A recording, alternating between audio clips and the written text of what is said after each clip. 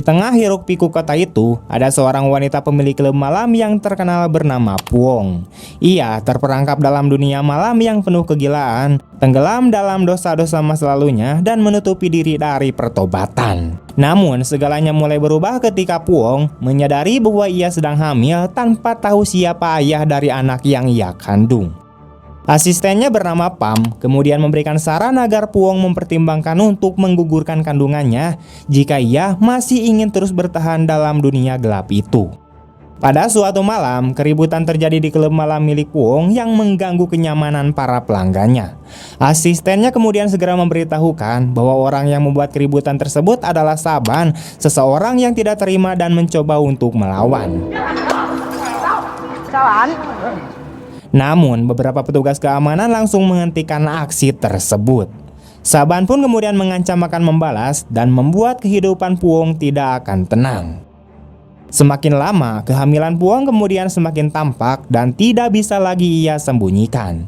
Menyadari hal itu, ia memutuskan untuk meninggalkan kehidupan malamnya, termasuk bisnis dan relasinya di kota itu. Ia khawatir anaknya nanti akan tahu bahwa ia adalah seorang mantan kriminal. Dengan berat hati, ia memilih untuk pindah ke sebuah desa yang sangat terpencil demi membesarkan anaknya dengan cara yang lebih baik. Kehidupan di desa ternyata tidak semudah yang ia bayangkan. Sebagian besar penduduk bekerja sebagai nelayan, sementara beberapa lainnya berdagang di pasar tradisional. Puong yang membutuhkan uang untuk kehidupan sehari-hari dan untuk pendidikan putrinya terpaksa melakukan apa saja di sana. Salah satunya dia adalah bekerja sebagai debt collector, meskipun seringkali ia harus menggunakan kekerasan agar orang-orang yang memiliki hutang mau membayar. Gốc 3 chai, lại 4 chai rưỡi. Cái gì dữ vậy chị ơi?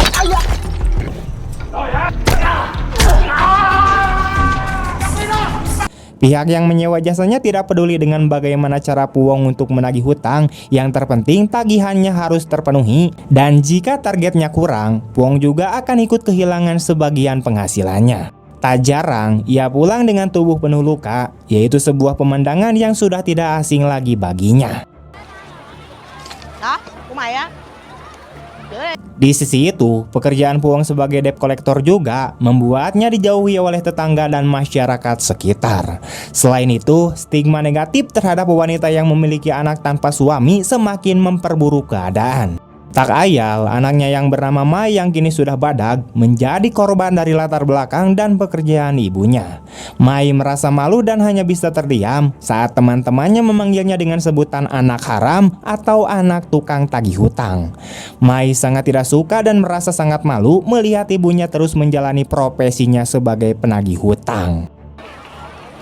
Người gì đâu mà kỳ cục, không biết từ đâu chui ra nữa. Cho nên mình không hiểu. Tụi ơi, chữa hoang. Mà cha với chồng cái gì? Về đây đẻ con rồi nuôi con ăn học. Không biết thằng cha của nó nhọt bà nói vậy á, chứ mình không ở trong hoàn cảnh của nó. Ơi, ê, đi đâu? Mày nghĩ mày là ai? Cái đồ không cha, cái đồ con quát đồ nó ra đi. Trong này không có gì hết trơn á. Đánh. Tụi mày làm gì vậy hả? Đi học về sao không về? Trời. Bà làm gì tôi? Trời, cái thằng này. Có sao không? Không.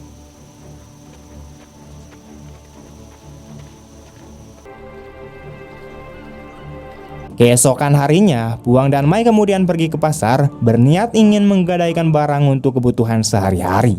Seorang pria kemudian mendengar keributan dan mendapati Mai sedang dikerumuni banyak orang. Ia pun bertanya-tanya kenapa putrinya dikerumuni orang seperti itu. Orang-orang di sana bilang kalau Mai adalah pencopet, namun Mai bersikeras bahwa ia hanya memungut dompet yang terjatuh di jalan dan hendak mengembalikan kepada pemiliknya. Karena kecewa tidak ada yang mempercayainya, Mai pun lari dari TKP. Mai! Chạy chị mày lớn mày chạy chị vậy đó. Tôi chưa có nói thì bà Không, ông sẽ thôi.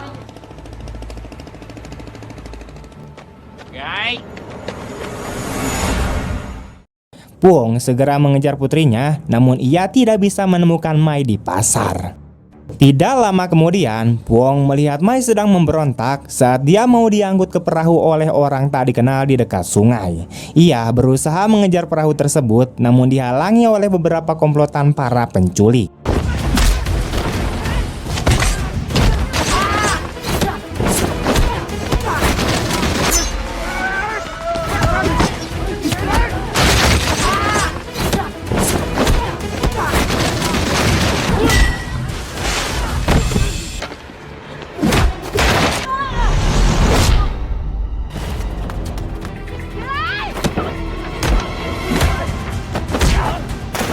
Alhasil, perahu yang menculik Mai berhasil menjauh dan Puong kesulitan untuk mengejarnya. Di tengah kebingungan mengejar para penculik yang sudah semakin jauh memasuki hulu sungai, Puong terpaksa merampas sebuah sepeda motor Supra milik seorang bapak-bapak yang sedang memancing. Selama perjalanan, Puong sempat berurusan dengan sesama komplotan yang masih mengejarnya, dan hal itu tentu saja sangat menyita waktunya untuk mengejar perahu penculik yang membawa putrinya.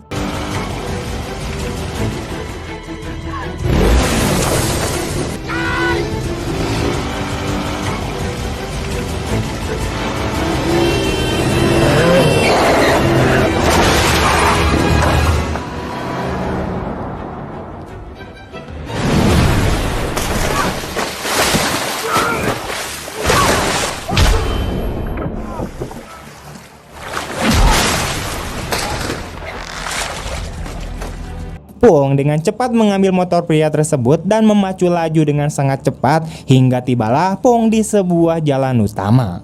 Di sana ia melihat perahu yang membawa Mai sudah tidak lagi terlihat. Bersamaan dengan itu, sebuah minibus melintas di depannya membuat Puong semakin panik.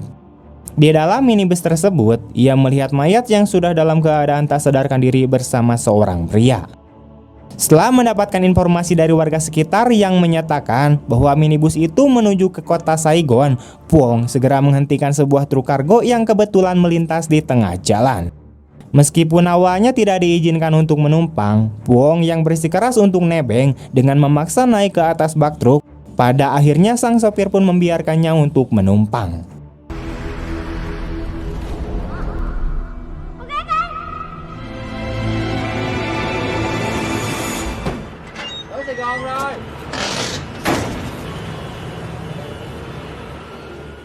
Sesampainya di kota Saigon, Puong langsung bergegas menuju klub malam bekas asetnya di masa lalu. Di sana, ia bertemu dengan Pam, yaitu mantan asistennya yang kini telah menjadi seorang bos di klub malam tersebut. Pam saat itu pun pangling dengan penampilan Puong yang kini terlihat sangat berbeda, layaknya seekor tikus jalanan. Puong meminta bantuan Pam untuk mencari Mai, yaitu putrinya yang diculik. Namun sayangnya, Pam menolak dan bahkan menyuruh Puong agar sebaiknya pulang dan melaporkan hal tersebut kepada pihak berwenang. Bắt cóc con nít thì lên công an mà trình báo. Bây giờ chị làm ơn về giường giùm tôi một cái. Không thôi, tôi lại bị bà lay theo.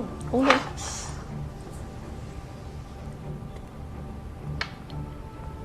Puong kemudian memutuskan untuk mendatangi kantor polisi untuk melaporkan tentang anaknya yang hilang tersebut. Namun di sana ia malah kesal sendiri karena petugas di sana kerjanya terlihat sangat lambat. Akhirnya Puong berpura-pura meringis kesakitan dan meminta petugas untuk mengambilkan obat penahan nyeri. Saat petugas mengambil obat yang diminta oleh Puong, ia pun mengambil kesempatan untuk menggeledah tempat tersebut dan menemukan berkas orang-orang yang terlibat aksi penculikan dan penjualan organ. Menganggap berkas itu sangat penting, Puong kemudian segera mengambilnya dan kemudian meninggalkan lokasi. Sementara itu, petugas yang tadinya mengambil obat untuk Puong secara kebetulan bertemu dengan atasannya bernama Kapten Luong. Dia menyampaikan bahwa di meja resepsionis ada seorang ibu yang melaporkan tentang penculikan anaknya. Rupanya, umur anak yang diculik itu sesuai dengan usia anak-anak dari kasus penculikan yang tengah mereka selidiki. Luong segera mengecek tempat penyimpanan berkas dan mendapati ada beberapa berkas yang sudah hilang. Di tempat lain, Puong pun menyusuri setiap jalan dan juga gang-gang kecil bermodalkan alamat dari berkas profil yang dicuri, hingga akhirnya tibalah Puong di sebuah bengkel untuk menemui seorang pria bernama Teng yang diyakini satu-satunya orang yang mengetahui keberadaan putrinya itu. Namun Ibu Treng mengatakan bahwa Treng sudah lama tidak tinggal di rumah ini. Namun Puong tetap bersikeras, bahkan dia pun memaksa untuk masuk ke dalam bengkel. Treng yang mendengar keributan pada akhirnya dengan terpaksa keluar dari persembunyiannya, di mana saat itu juga Puong langsung menanyakan tentang keberadaan putrinya. Treng mencoba menutup-nutupi informasi dengan berpura-pura tidak nyaho tentang apapun. Namun Puong yang tidak bisa dibohongi mencoba memperlihatkan berkas profil Treng sebagai bukti bahwa Treng berhubungan dengan kasus penculikan putrinya itu. Khawatir terjadi sesuatu dengan putranya, ibunya kemudian memohon-mohon pada Puong agar tidak melibatkan anaknya. Sebaliknya, Treng yang tidak terima ibunya diperlakukan dengan kasar membuatnya langsung menyerang Puong dengan sebilah pisau. Cô làm cái gì vậy? Con gái tôi bị bắt cóc. Bà tránh ra đi. Dừng lại. Dừng lại.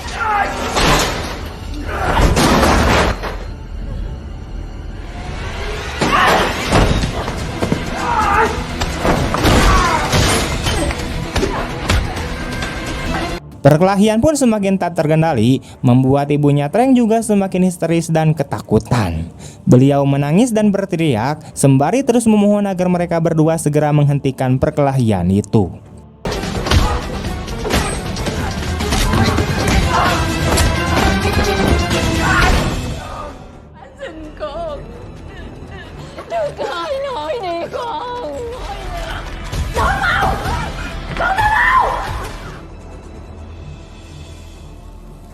Xe tải có là màu xám, khi đã xuống con xe lửa là cô sẽ không bao giờ thấy là được tụi nhỏ. Bermodalkan informasi dari Treng, Puong saat itu juga memutuskan untuk menyusuri pusat keramaian dan secara kebetulan melihat seorang bocah perempuan yang tengah diseret paksa oleh seorang pria masuk ke dalam sebuah gang. Curiga dengan pria itu, Puong pun dengan segera mengikuti langkah si pria hingga berhenti tepat di sebuah rumah susun. Penghuni di sana yang tidak pernah melihat wajah Puong pun merasa curiga. Dan setelah menumbangkan beberapa penjaga di lantai pertama, ia kemudian melanjutkan pencariannya ke lantai berikutnya hingga baku hantam pun kembali terjadi. Lantai demi lantai ternyata dijaga ketat oleh para penjaga. Mau tidak mau, Puong harus melumpuhkan mereka dengan cepat. Jika tidak, nyawa putrinya lah yang akan menjadi taruhannya. Sampai akhirnya tibalah Puong di lantai gedung paling atas. Dia mengendap-endap dan menemukan sebuah ruangan di mana di dalamnya terdapat sebuah meja operasi yang dipenuhi oleh banyak darah yang berceceran. Dan betapa kagetnya Puong ketika di sana dia melihat sandal milik putrinya. Tak lama setelah keluar dari ruangan itu, Puong mendengar suara orang-orang yang sedang berbicara di ruangan lainnya. Ia pun mengalihkan perhatiannya dengan menutup pintu, membuat salah seorang pria berambut gondrong menghampiri asal suara.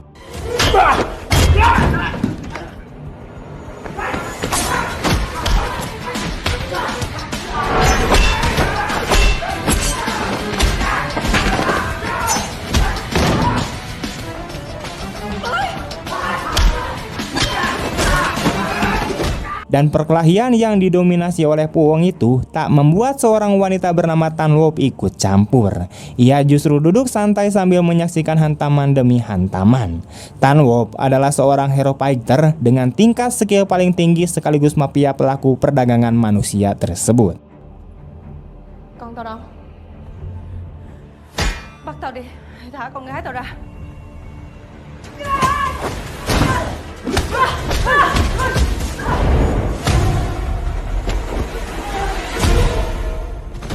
Sebelum Puong kehilangan kesadaran, ia sempat mendengar percakapan Tan Wop dengan seseorang melalui telepon. Sampai akhirnya dia pun pingsan dan kemudian diangkut oleh anak buah Tan Wop. Puong kemudian diseret dan dibuang ke sungai. Ia berusaha keras agar tetap sadar, hingga dalam keadaan hipoksia muncullah sebuah ingatan tentang masa lalunya di masa kecil ketika dia sedang dilatih keras belajar bela diri oleh ayahnya. Saat tersadar dari pingsannya, Puong pun segera menyadari bahwa saat ini dia sedang berada di dalam ruangan di sebuah rumah sakit. Tak berselang lama, datanglah Kapten Luong untuk menenangkan Puong dengan mengatakan bahwa putrinya baik-baik saja dan tidak ada tanda-tanda penculikan.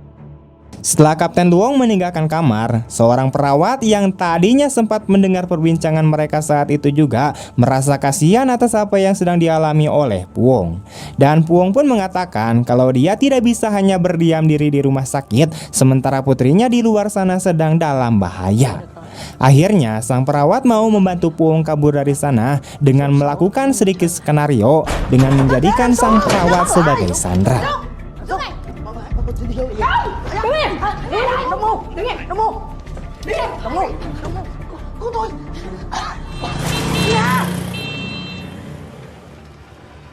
Chúc cô may mắn. Cảm ơn chị. Setelah berpisah dan berterima kasih atas bantuan sang perawat, Puong pun kembali melanjutkan pencariannya dengan mendatangi rumah kakaknya terlebih dahulu berharap mendapatkan bantuan.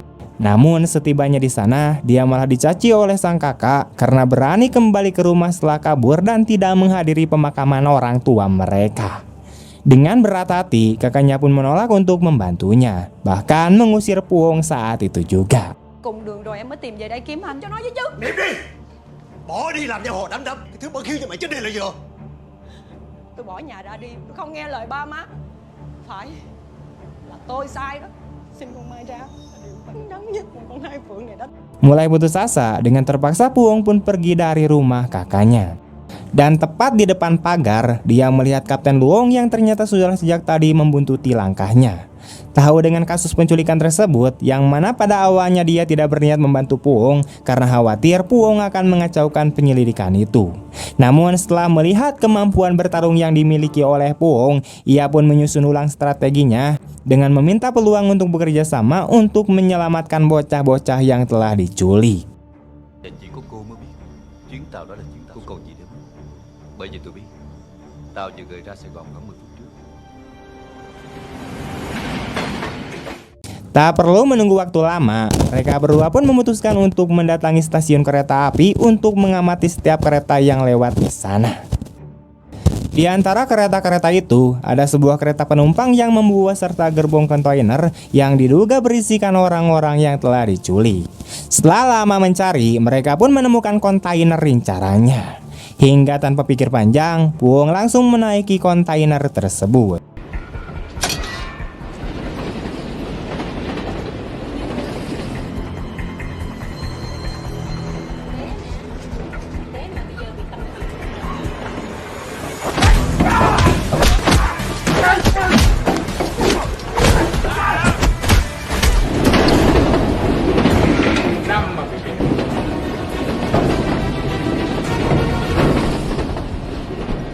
Quay, em chờ anh coi cái chuyện gì.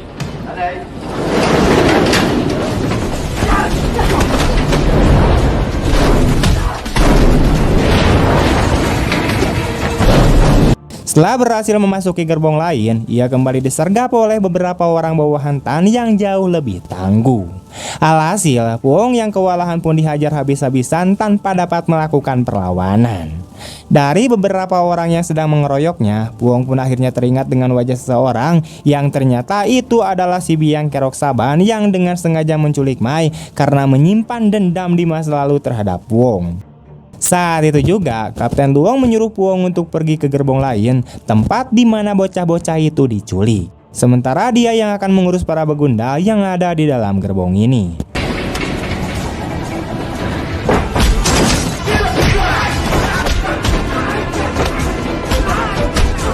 Di gerbong lain, Tan mulai merasakan ada sesuatu yang tidak beres, di mana ketika dia mencoba menghubungi anak buahnya, ternyata tidak ada satu orang pun yang merespon panggilan tersebut. Dan benar saja, firasatnya itu terbukti, di mana tiba-tiba Puong memasuki kontainer hingga pertarungan di antara mereka pun kembali terjadi. Cũng lì quá ha.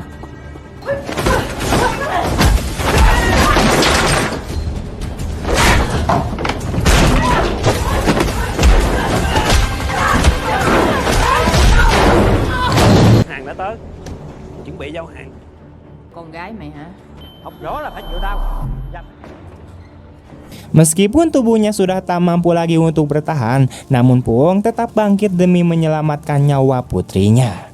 Pertarungan sengit pun memasuki babak akhir, di mana Puong menaklukkan Tan dengan sebuah tendangan yang sangat keras hingga membuat Tan ambruk dengan mata melotot meregang nyawanya.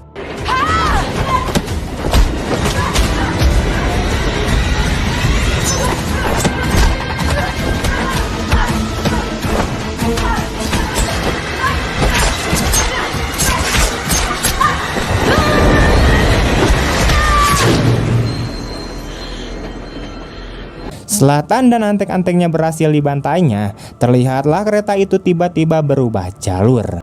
Kapten Luong yang terpisah dengan gerbong Puong saat itu juga segera mengerahkan satuan kepolisian untuk bersiaga di tempat transaksi. Di sisi itu, anak buah Tan mulai diserang kebingungan karena pemimpin mereka itu tidak juga merespon. Tiba-tiba terdengar suara dentuman keras dari gerbong kontainer bersamaan dengan munculnya Puong yang langsung menyerang mereka menggunakan jurus serangan janda beranak satu.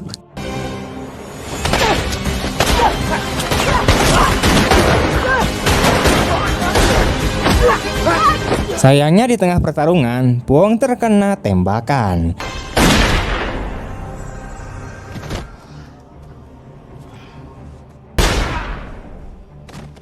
Di saat nyawanya dalam bahaya, saat itu juga muncullah Kapten Luong bersama satuan kepolisian yang datang untuk mengamankan keadaan, termasuk membebaskan Mai dan bocah-bocah korban penculikan lainnya. Mai kemudian menghampiri sang ibu yang saat ini terbaring tak berdaya.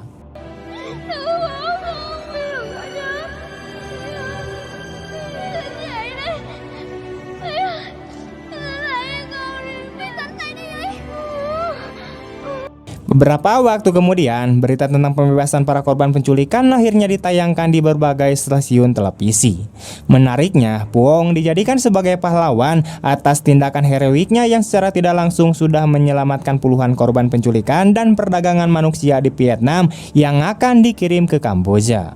Dulu, Mai merasa malu dan menganggap ibunya hanyalah seorang begundal tukang pukul, namun akhirnya ia sadar bahwa sang ibu rela melakukan apapun, bahkan mengorbankan nyawanya demi menyelamatkan dirinya.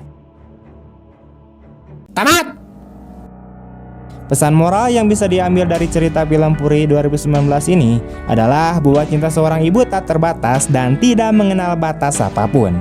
Puong meskipun memiliki masa lalu kelam dan penuh dengan kesalahan, menunjukkan bahwa siapapun bisa berubah demi orang yang mereka cintai, bahkan jika itu berarti harus mengorbankan segalanya termasuk nyawa mereka sendiri.